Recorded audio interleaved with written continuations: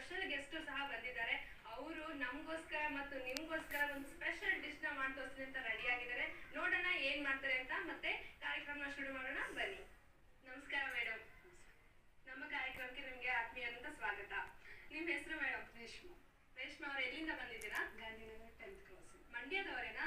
So okay, ಇವತ್ತು ನಮ್ಮ ಕಾರ್ಯಕ್ರಮಕ್ಕೆ ಬಂದಿದ್ದೀರಾ, ಹೊಸ ಹೊಸ ಅಡಿಗೆ ಮಾಡ್ತೀನಿ ಅಂತ ಹೇಳಿದ್ದೀರಾ. ಯಾವ ಡಿಶ್ ನ ಫಸ್ಟ್ ನೀವು ಮಾಡ್ತಾ ಇದ್ದೀರಾ?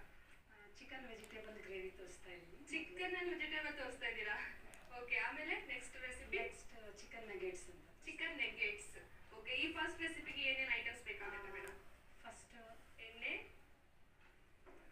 ನೆಕ್ಸ್ಟ್ ಈರುಳ್ಳಿ, ಟೊಮ್ಯಾಟೊ, ಆಲೂಗೆಡ್ಡೆ, ಬೀನ್ಸು, ಕ್ಯಾಪ್ಸಿಕಮ್, ಬಟಾಣಿ, ಧನಿಯಾ ಪುಡಿ, ಅರಿಶಿನ, ಅಚ್ಕಾರದ ಪುಡಿ, ಶುಂಠಿ ಬೆಳ್ಳುಳ್ಳಿ ಪೇಸ್ಟ್, ಗರಂ ಮಸಾಲ, ಉಪ್ಪು.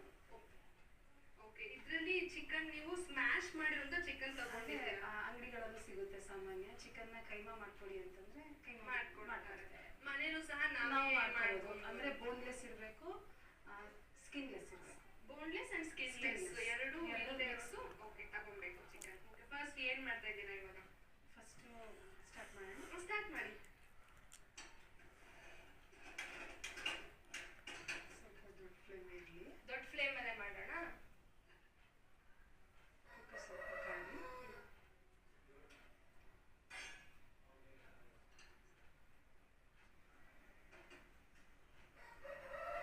ಚಿಕನ್ ಅಲ್ಲಿ ವೆಜಿಟೇಬಲ್ ಮಿಕ್ಸ್ ಮಾಡಿ ಮಾಡ್ತಾ ಇರೋದ ಗ್ರೇವಿ.